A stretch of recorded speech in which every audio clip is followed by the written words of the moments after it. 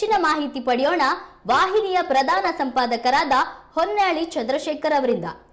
Honnali Chandrashekhar sir ಅವರೇ, ಮಂಜುನಾಥ್ ಅವರ ಮೃತದೇಹ ನಾಳೆ ಬೆಳಗ್ಗೆಯೊಳಗೆ ಶಿವಮೊಗ್ಗಕ್ಕೆ ಆಗಮಿಸೋ ನಿರೀಕ್ಷೆ ಇದೆ. ಈ ಕುರಿತು ಅಪ್ಡೇಟ್ಸ್ ಏನಾದರೂ ಇದೆಯಾ?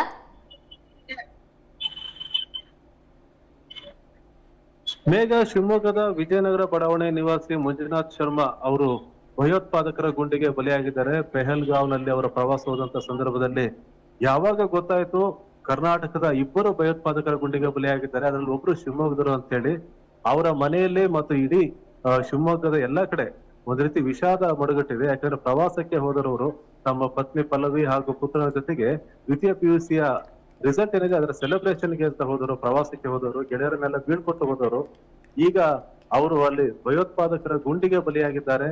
ಭಯೋತ್ಪಾದಕರು ಯಾರು ಪರಿಚಯ ಇಲ್ಲ, ಏನೂ ಇಲ್ಲ, ಅವ್ರು ಗುಂಡು ಹಾರಿಸ್ಬೇಕು, ಅವ್ರನ್ನ ಸಾಯಿಸ್ಬೇಕು ಅನ್ನೋ ಉದ್ದೇಶದಿಂದಲೇ, ಭಯ ಹುಟ್ಟಿಸೋ ಉದ್ದೇಶದಿಂದ ಅವರು ಏನು ಗುಂಡು ಹಾರಿಸಿದ್ರೆ ಅದಕ್ಕೆ ಮಂಜುನಾಥ್ ಶರ್ಮಾ ಅವರು ಬಲಿಯಾಗಿದ್ದಾರೆ.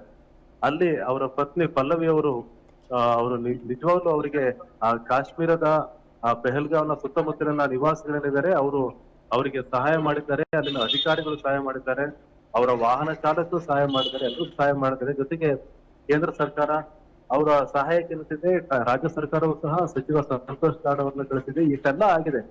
ಅಲ್ಲಿ ಅವರ ಮೃತದೇಹದ ಪೋಸ್ಟ್ ಮಾರ್ಟಮ್ ಅಲ್ಲಿ ಮುಗಿದಿದೆ ಮತ್ತು ಎಲ್ಲ ಅಲ್ಲಿ ಏನು ಪೆಹಲ್ಗಾವ್ನಲ್ಲಿ ಪ್ರವಾಸಿಗರಿದ್ರು ಎಲ್ಲರೂ ಸಹ ಪೆಹಲ್ಗಾವ್ನ ಒಂದು ಕ್ಲಬ್ ನಲ್ಲಿ ಅವರಿಗೆ ಊಟ ಮತ್ತೆ ವಸತಿಗೆ ವ್ಯವಸ್ಥೆಯನ್ನ ಮಾಡಿಕೊಡ್ಲಾಗಿತ್ತು. ಬಹಳಷ್ಟು ಜನ ಗಾಯಾಳುಗಳು ಸಹ ಇದ್ರು. ಒಟ್ಟು 30 ಜನ ಸಾವು ಕಂಡಿದ್ದಾರೆ. ಗಾಯಾಳುಗಳ ಸಂಖ್ಯೆಯು ಸಹ ದೊಡ್ಡ ಸಂಖ್ಯೆಯಲ್ಲೇ ಇತ್ತು. ಈಗ ಅವರೆಲ್ಲರನ್ನೂ ಸಹ ಒಂದು ಕ್ಲಬ್ ಅಲ್ಲಿ ಇಟ್ಟಿದ್ರು ಪೆಹಲ್ಗಾವ್ನಲ್ಲಿ. ಅವರೆಲ್ಲರೂ ಸಹ ಕಾಶ್ಮೀರಕ್ಕೆ ಕರ್ಕೊಂಡು ಬಂದು ಶ್ರೀನಗರಕ್ಕೆ ಬಂದು, ಶ್ರೀನಗರದಿಂದ ಅವರು ದೆಹಲಿಗೆ ಬಂದು ಮತ್ತೆ ಅವರು ಶಿವಮೊಗ್ಗಕ್ಕೆ ಬೆಂಗಳೂರಿಗೆ ಬಂದು ಮಂಜುನಾಥ್ ಶರ್ಮಾ ಅವರ ಪಾರ್ಥಿವ ಶರೀರ ನಾಳೆ ಬೆಳಗ್ಗೆ ಸರಿಸುಮಾರು ಒಂದು 9:30-10 ಗಂಟೆ ಸುಮಾರಿಗೆ ಶಿವಮೊಗ್ಗಕ್ಕೆ ಬರುವ ಸಾಧ್ಯತೆ ಇದೆ. ಅಧಿಕಾರಿಗಳು ಮತ್ತೆ ಜನಪ್ರತಿನಿಧಿಗಳು ಇದನ್ನ ಬಹುತೇಕ ಖಚಿತಪಡಿಸಿದ್ದಾರೆ. ನಾಳೆ ಮಂಜುನಾಥ್ ಶರ್ಮಾ ಅವರ ಮೃತದೇಹ ಬರುತ್ತೆ. ಮತ್ತೆ ಯಾರು ಪ್ರವಾಸಕ್ಕೆ ತೆರಳಿದ್ರು, ಕರ್ನಾಟಕದಿಂದ ಯಾರು ಪ್ರವಾಸಕ್ಕೆ ತೆರಳಿದ್ರು ಎಲ್ಲರೂ ಸಹ ಸುರಕ್ಷಿತವಾಗಿ ಕರ್ನಾಟಕಕ್ಕೆ ವಾಪಸ್ ಕರೆತರುವಂತ ಪ್ರಯತ್ನವನ್ನ ಸರ್ಕಾರ ಮಾಡ್ತಾ ಇದೆ, ಸಂತೋಷ್ ಲಾಡ್ ಅವರು ಮಾಡ್ತಾ ಇದ್ದಾರೆ. ಹಾಗಾಗಿ ಒಟ್ಟಾರೆ ಇದೊಂದು ಬಹಳ ವಿಷಾದಕರ ಘಟನೆ. ಎಲ್ಲಾ ರಾಜಕೀಯ ಪಕ್ಷಗಳು, ಎಲ್ಲಾ ಸಂಘಟನೆಗಳು, ಎಲ್ಲಾ ಸಂಘ ಸಂಸ್ಥೆಗಳು ಮತ್ತು ಪ್ರತಿಯೊಬ್ಬ ಜವಾಬ್ದಾರಿಯುತ ನಾಗರಿಕರು ಸಹ ಈ ಘಟನೆಯನ್ನ ಖಂಡಿಸ್ತಾ ಇದ್ದಾರೆ. ಜಾತಿ ಧರ್ಮ ಭೇದ ಇಲ್ಲದೆ ಈ ಘಟನೆಯನ್ನ ಖಂಡಿಸ್ತಾ ಇದ್ದಾರೆ.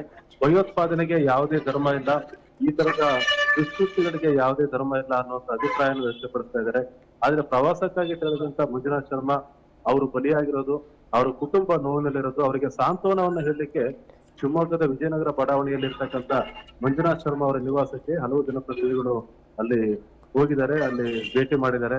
ಅವರ ಕುಟುಂಬಕ್ಕೆ ಸಾಂತ್ವನ ಹೇಳ್ತಕ್ಕಂಥ ಕೆಲಸವನ್ನು ಮಾಡಿದ್ದಾರೆ. ಶಾಸಕ SN ಚನ್ನಬಸಪ್ಪ ಆಗಿರ್ಬೋದು, ಸಂಸದ BY ರಾಘವೇಂದ್ರ ಆಗಿರ್ಬೋದು, ಮತ್ತೆ ಜಿಲ್ಲಾ ಉಸ್ತುವಾರಿ ಸಚಿವ ಮಧು ಬಂಗಾರಪ್ಪ ಆಗಿರ್ಬೋದು, ಹೀಗೆ ವಿಧಾನ ಪರಿಷತ್ ಸದಸ್ಯರಾದ DS ಅರುಣ್, ಧನಂಜಯ ಸರ್ಜಿ, ಹೀಗೆ ಶಿವಮೊಗ್ಗದ ಬಹುತೇಕ ಜನಪ್ರತಿನಿಧಿಗಳು ವಿಜಯನಗರದಲ್ಲಿರುವ ಅವರ ನಿವಾಸಕ್ಕೆ ತೆರಳಿ ಮಂಜುನಾಥ್ ಶರ್ಮಾ ಅವರ ತಾಯಿಗೆ ಸಾಂತ್ವನ ನೀಡಿದ್ದಾರೆ, ಅವರ ಕುಟುಂಬಕ್ಕೆ ಸಾಂತ್ವನ ನೀಡಿದ್ದಾರೆ ಮತ್ತು ಅವರನ್ನ ಆದಷ್ಟು ಬೇಗ ವಾಪಸ್ಸು ಕರೆತರುವಂತ ಒಂದು ಪ್ರಯತ್ನವನ್ನು ಸಹ ಎಲ್ಲರೂ ಮಾಡ್ತಾ ಇದ್ದಾರೆ.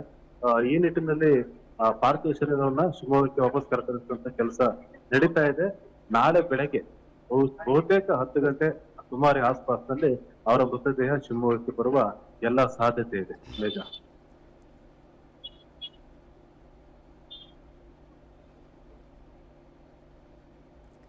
ಶಿವಮೊಗ್ಗದ ನಿವಾಸಕ್ಕೆ ಯಾರೆಲ್ಲ ನಾಯಕರು ಭೇಟಿ ಕೊಟ್ಟಿದ್ರು? ಉಗ್ರರ ದಾಳಿ ಕುರಿತು ಏನೆಲ್ಲ ಹೇಳಿದ್ರು? ಶಿವಮೊಗ್ಗದ ನಿವಾಸಕ್ಕೆ ಸಂಸದ BY ರಾಘವೇಂದ್ರ, ಶಾಸಕ ಚನ್ನಬಸಪ್ಪ, ಜಿಲ್ಲಾ ಉಸ್ತುವಾರಿ ಸಚಿವ ಮಧು ಬಂಗಾರಪ್ಪ ಮತ್ತು ಬಹುತೇಕ ಜನಪ್ರತಿನಿಧಿಗಳು, ನಾಗರಿಕರು, ಅವರ ಬಂಧುಗಳು ಭೇಟಿಯನ್ನು ಕೊಟ್ಟಿದ್ದಾರೆ. ಎಲ್ಲರೂ ಸಹ ಒಂದೇ ಏಕಾಭಿಪ್ರಾಯನ ವ್ಯಕ್ತಪಡಿಸ್ತಾ ಇದ್ದಾರೆ.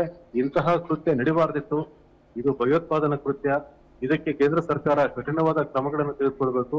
ಇಂತಹ ಕೃತ್ಯ ಯಾವ ಕಾರಣಕ್ಕೂ ಬೆಂಬಲಿಸುವಂತ ಕೃತ್ಯ ಅಲ್ಲ, ಇದು ಖಂಡನಾರ್ಹ ಕೃತ್ಯ ಅಂತ ಪ್ರತಿಯೊಬ್ಬ ಯಾರು ಅವ್ರ ಮನೆಗೆ ಭೇಟಿ ಕೊಟ್ಟಿದ್ದಾರೆ, ಅದು ಸಚಿವರಿಂದ ಹಿಡಿದು ಸಾಮಾನ್ಯ ನಾಗರಿಕರವರೆಗೂ ಸಹ ಯಾರು ಭೇಟಿ ಕೊಟ್ಟಿದ್ದಾರೆ ಎಲ್ಲರೂ ಸಹ ಮರುಗಿದ್ದಾರೆ. ಎಲ್ಲರೂ ಸಹ ಈ ಕೃತ್ಯವನ್ನು ಕಳಿಸಿದ್ದಾರೆ. ಕೇಂದ್ರ ಸರ್ಕಾರ ಈ ನಿಟ್ಟಿನಲ್ಲಿ ಬಿಗಿಯಾದ ಕ್ರಮವನ್ನು ಕೈಗೊಳ್ಳುತ್ತೆ ಅನ್ನುವಂತ ಭರವಸೆಯನ್ನ ಹೇಳಿದ್ದಾರೆ. ಮತ್ತೆ ಕಠಿಣ ಕ್ರಮ ತೆಗೆದುಕೊಳ್ಬೇಕು ಅಂತಲೂ ಸಹ ಸರ್ಕಾರವನ್ನ ಒತ್ತಾಯ ಮಾಡಿದ್ದಾರೆ.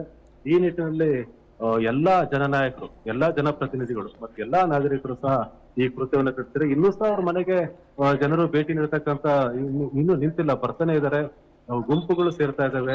ಅದರಲ್ಲೂ ಹಿಂದೂ ಪರ ಸಂಘಟನೆಗಳು ದೊಡ್ಡ ಸಂಖ್ಯೆಯಲ್ಲಿ ಅವ್ರ ಮನೆಗೆ ಬಂದಿದ್ರು, ಸಾಂತ್ವನ ಹೇಳಿದ್ರು ಮತ್ತು ಬಹಳಷ್ಟು ಕಡೆ ಪ್ರತಿಭಟನೆಗಳು ಸಹ ಆಗಿದೆ. ಆ ಘಟನೆ ಗೊತ್ತಾದ ನಂತರ ನಿನ್ನೆ ರಾತ್ರಿ ಉಷಾ ನರಸಿಂಹಂ ಸರ್ಕಲ್ನಲ್ಲಿ ಪ್ರತಿಭಟನೆ ನಡೀತು. ಮತ್ತೆ ಬೇರೆ ಬೇರೆ ಕಡೆಯಿಂದ ಸಹ ಕ್ಯಾಂಡಲ್ ಹಚ್ಚಿ ಅವರಿಗೆ ಶ್ರದ್ಧಾಂಜಲಿ ಸಲ್ಲಿಸುವಂತ ಕಾರ್ಯಕ್ರಮಗಳನ್ನು ಸಹ ಹಲವು ಸಂಘ ಸಂಸ್ಥೆಗಳು ಆಯೋಜನೆ ಮಾಡಿದ್ದಾವೆ. ಹಾಗಾಗಿ ಇಡೀ ಶಿವಮೊಗ್ಗ ಮತ್ತು ಇಡೀ ಕರ್ನಾಟಕದ ಜನತೆ ಮಂಜುನಾಥ್ ಶರ್ಮಾ ಅವರ ಸಾವಿಗೆ ಮರುಗಿದೆ, ಆ ಕೃತ್ಯವನ್ನು ಖಂಡಿಸಿದೆ. ರಾಜ್ಯ ಸರ್ಕಾರವೂ ಸಹ ಮತ್ತು ವಿರೋಧ ಪಕ್ಷಗಳ ನಾಯಕರು ಸಹ ಎಲ್ಲರೂ ಸಮಾನವಾಗಿ ಆ ಕೃತ್ಯವನ್ನ ಖಂಡಿಸಿದ್ದಾರೆ. ಮೇಘ,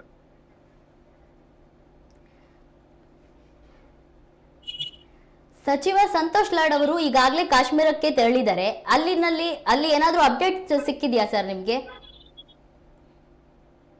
ಸಂತೋಷ್ ಲಾಡ್ ಅವರು ಮುಖ್ಯಮಂತ್ರಿ ಸಿದ್ದರಾಮಯ್ಯ ಅವರ ಸೂಚನೆ ಮೇರೆಗೆ ಈಗಾಗಲೇ ಕಾಶ್ಮೀರಕ್ಕೆ ಹೋಗಿದ್ದಾರೆ. ಅಲ್ಲಿ ಯಾರು ಸಂತ್ರಸ್ತ ಪ್ರವಾಸಿಗರಿದ್ದಾರೆ ಅವರನ್ನ ಗುರುತಿಸಿ ಅವರನ್ನ ಐಡೆಂಟಿಫೈ ಮಾಡಿ ಅವರನ್ನ ಕರ್ನಾಟಕಕ್ಕೆ ವಾಪಸ್ ತರುವಂತ ಪ್ರಯತ್ನವನ್ನ ಮಾಡ್ತಾ ಇದ್ದಾರೆ. ಇದಕ್ಕಾಗಿ ದೆಹಲಿಯಲ್ಲಿ ಇರ್ತಕ್ಕಂಥ ಕರ್ನಾಟಕದ ವಿಶೇಷ ಅಧಿಕಾರಿಗಳ ನೆರವನ್ನು ಸಹ ಪಡೆದಿದ್ದಾರೆ ಅವರು. ಹಾಗಾಗಿ ಈಗ ಬಹಳ ಮುಖ್ಯವಾಗಿ ಎಲ್ಲರನ್ನೂ ಒಂದ್ ಕಡೆ ಶ್ರೀನಗರಕ್ಕೆ ಬರುವಂತೆ ಮಾಡಿ ಅವರಿಗೆ ಒಂದು ವಿಶೇಷ ವಿಮಾನವನ್ನ ಮಾಡಿ ಅವರನ್ನ ಬೆಂಗಳೂರಿಗೆ ಕರೆತರುವಂತ ಒಂದು ಪ್ರಯತ್ನ ಸಂತೋಷ್ ಲಾಡ್ ಅವರಿಂದ ನಡೀತಾ ಇದೆ. ಬಹಳಷ್ಟು ಜನ ಸಂತ್ರಸ್ತರೇನಿದ್ದಾರೆ ಅವರನ್ನ ಸಂಪರ್ಕಿಸುವ ಯಶಸ್ವಿ ಪ್ರಯತ್ನವನ್ನ ಸಚಿವ ಸಂತೋಷ್ ಲಾಡ್ ಅವರು ಮಾಡಿದ್ದಾರೆ. ಮತ್ತೆ IPS ಅಧಿಕಾರಿ ಚೇತನ್ ಅವರ ನೇತೃತ್ವದಲ್ಲೂ ಸಹ ಅಧಿಕಾರಿಗಳ ತಂಡ ಅಲ್ಲಿ ಈಗ ಶ್ರೀನಗರಕ್ಕೆ ಹೋಗಿದೆ.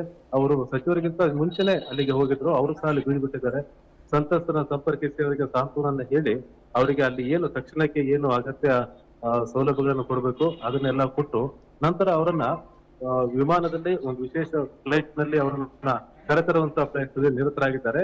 ಈಗ ಬಹುತೇಕ ಇವತ್ತು ಮಧ್ಯಾಹ್ನ ಮತ್ತೆ ಮಧ್ಯಾಹ್ನದ ನಂತರ ಫ್ಲೈಟ್ ಗಳು ಹೊರಡಬಹುದು, ಮಧ್ಯಾಹ್ನ ಸಂಜೆ ವೇಳೆಗೆ ಫ್ಲೈಟ್ ಗಳನ್ನ ಹೊರಡಬಹುದು. ಮತ್ತೆ ಮೃತದೇಹ ಪಾರ್ಥಿವ ಶರೀರ ಏನಿದೆ ಬೆಂಗಳೂರಿನ ಒಬ್ಬ ಪ್ರವಾಸಿ ಭರತ್ ಭೂಷಣ್ ಆಗಿರ್ಬೋದು, ಶಿವಮೊಗ್ಗದ ಮಂಜುನಾಥ್ ಶರ್ಮಾ ಅವರಿರ್ಬೋದು, ಇವರ ಪಾರ್ಥಿವ ಶರೀರವನ್ನು ಸಹ ಅವರ ಸ್ವಗ್ರಾಮಕ್ಕೆ ಅವರ ಊರಿಗೆ ಕರೆದುಕೊಂಡು ಹೋಗ್ತಕ್ಕಂತ ಕೆಲಸವೂ ಸಹ ಸಚಿವ ಸಂತೋಷ್ ಲಾಡ್ ಅವರ ನೇತೃತ್ವದಲ್ಲಿ ನಡೀತಾ ಇದೆ.